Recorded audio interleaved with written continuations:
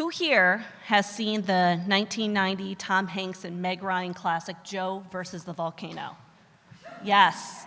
More hands need to be raised. It's a great movie. If you haven't seen it, you have to watch it. So, over the last year, the opening scene has been playing in my head. As Tom Hanks' character walks into work, you hear his boss arguing in the background. I know he can get the job, but can he do the job? I know he can get the job, but can he do the job?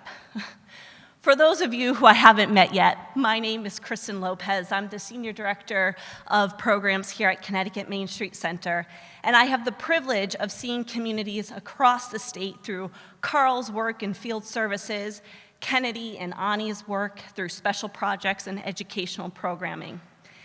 And those words, I know he can get the job, but can he do the job, keep coming back to me because we see so many communities get the consultant, get the plan, convene the meetings, talk about their vision, maybe even secure that grant, but then things stall. The question isn't whether communities can get the job, the question is, can they do the job?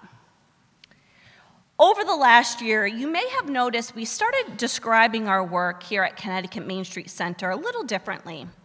Our mission is to help communities establish and maintain vibrant main streets by helping them improve their management capacity and implement Main Street best practices. Most communities are eager to jump right into the best practices, and those best practices matter. But too often, we skip the capacity piece. We want the facade program, the event, the redevelopment project, but who is going to own it? Who's going to make sure that the residents of that new housing project patron the downtown businesses? Who is going to keep that new initiative moving 6 months from now? Capacity is what turns these ideas and plans into action and sustains them over time.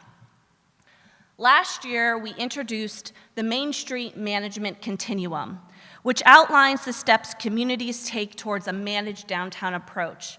Starting from the very beginning of supporting community, these are communities that don't have a built downtown environment and aren't interested in developing one, all the way to the gold standard of a Main Street America accredited program. And a quick shout out to the 3 that we have here in Connecticut: Simsbury Main Street Partnership, Westville Village Renaissance Alliance, and Waterbury Main Street. Our assessment process consistently shows that communities with management capacity outperform communities without paid staff by 26%. The data confirms with what many of us already know: capacity matters. The good news is that we're seeing progress. Last year, we had only identified one active downtown working group. A downtown working group is a specific committee that is just focused on the downtown and not the town at large.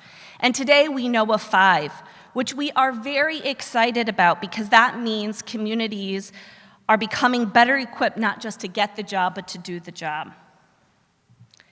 Today, I want to share 5 observations from around the state about what helps these communities build that capacity and keep downtown momentum moving forward.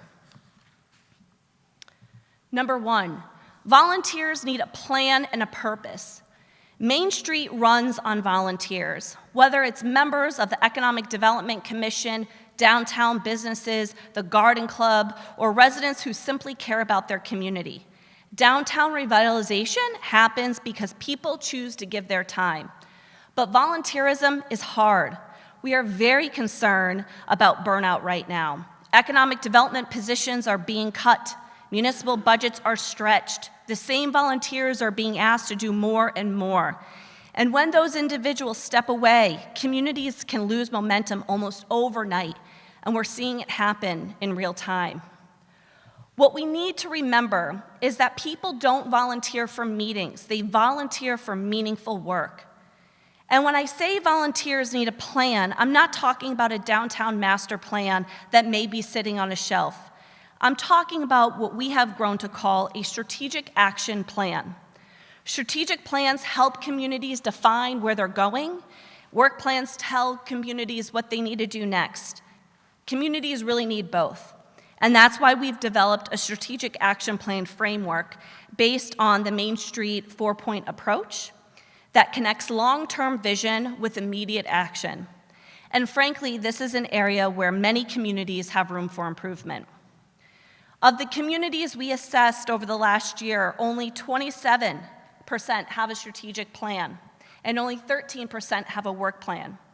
So when we talk about volunteers needing a purpose, it's not just the volunteers, it's the communities as well, and the data supports it.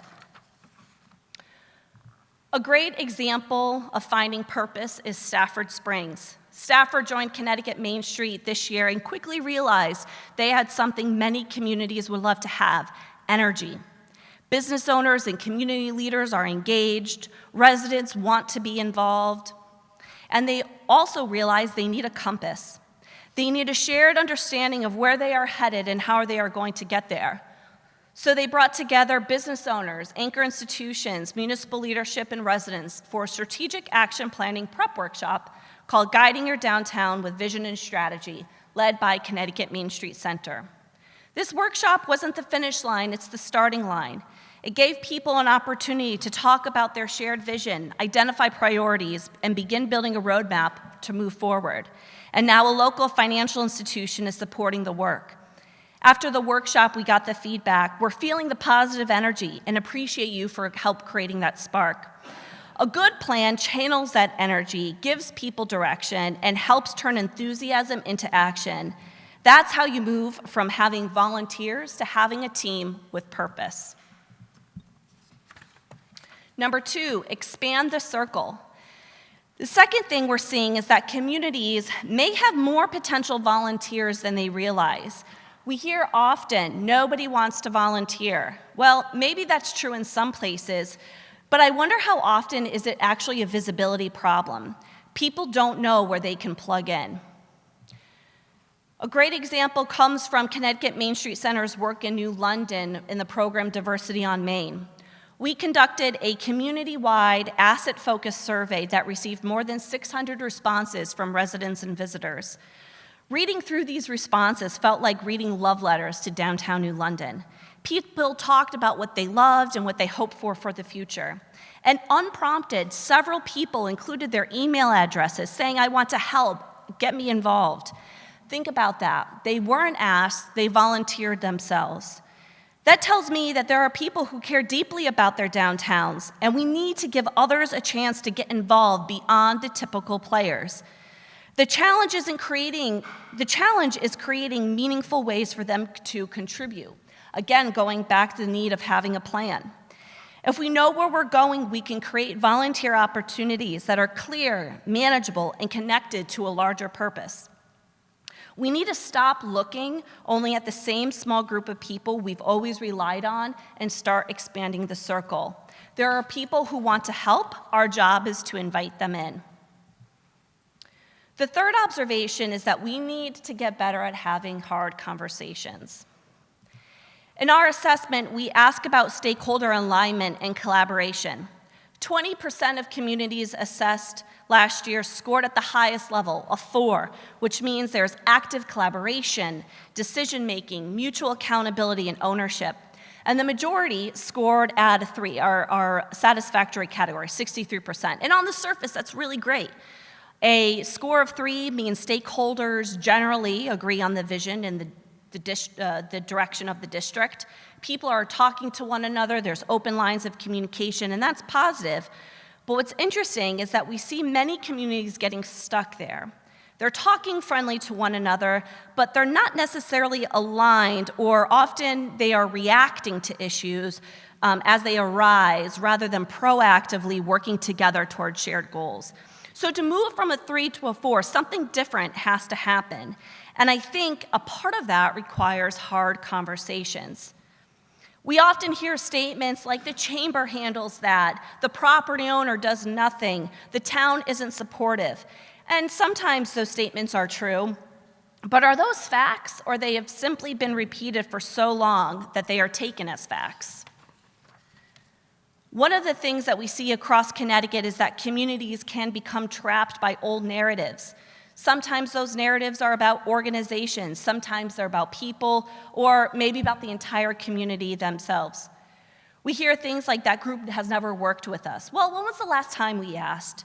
Sometimes we're operating from perceptions that were formed decades ago and have simply been passed down from one generation of leadership to the next. Meanwhile, the people sitting around the table may be completely different. We're operating on assumptions instead of conversations. And in today's environment, we cannot afford that. We don't have the luxury of silos or territorial disputes. Downtown is a team sport. And that means we have to be willing to get into a room and have honest conversations about roles, responsibilities, and priorities, which could mean taking bold political moves and ruffling a few feathers. I sometimes hear people talk about the difference between small towns and larger cities and who has it better. In large communities, there may be more people and more departments and resources, but there's also can be a lot more silos and a lack of collaboration. In smaller communities, there may be fewer resources, but often stronger relationships and a greater ability to bring people around the same table. Neither is better, both have challenges. The point is that every community has assets and every community has barriers. The communities making progress are the ones willing to confront those barriers honestly instead of pretending they don't exist. The fourth observation is that progress belongs to the doers. At Connecticut Main Street Center, we spend a lot of time talking about plans, assessments, strategies, best practices, and all those things matter, but at some point, someone has to actually do the work. Somebody has to knock on that business door, ask for that donation, post the event on social media. The communities that are building momentum aren't waiting for the perfect conditions. They're not waiting for the next grant or someone else to solve their problem. They're taking action with what they have now. A great example is Cornwall, a small community that joined Connecticut Main Street this past year. And within months of receiving their assessment, they were already implementing recommendations and forming subcommittees to carry out the work. Their EDC chair identified that there wasn't a coffee shop in town, and instead of waiting for someone else to solve the problem, she found a way to co-locate a coffee service and made it happen. In the communities that are moving the needle in their downtown, we find people who are consistently showing up, deciding what's worth pursuing, taking action, and continually seeking how to make things better. Those are the doers. And finally, cliche as it may sound, you are not alone. One of the most encouraging things we're seeing is the growing network of organizations committed to strengthening downtowns and local economies. Today, we have 4 Council of Governments participating in regional memberships: Northwest Hills COG, River COG, CROG, and NECOG. What's exciting is that each region is asking the same question: how do we help communities at a regional level reach their local goals and bolster the region? And those answers are looking different. For Northwest Hills COG, they have invested considerable resources to strengthening the region's downtown centers through the Promise program, in which Connecticut Main Street Center is providing workshops and technical assistance to communities to establish their downtown working groups and strategic action plans. They have also hired a new housing and downtown specialist to focus on the state's new housing requirements while also supporting the region's main streets.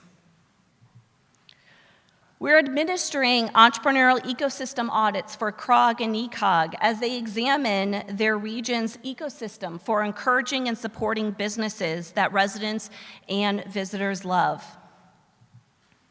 RiverCog is looking at how they can leverage each community's unique strengths to reach broader regional goals. The common thread is that these organizations are looking for ways to support local communities and solve problems alongside you. And the same is true for Connecticut Main Street Center. Members can reach out to us and use us in a variety of ways. Some communities use us as an advocate presenting at board meetings. Some have us on speed dial to use us as a sounding board. Others call us because they need research, examples, or best practices. And some need accountability and structured guidance to make progress. There's no single way CMSC can be part of your team.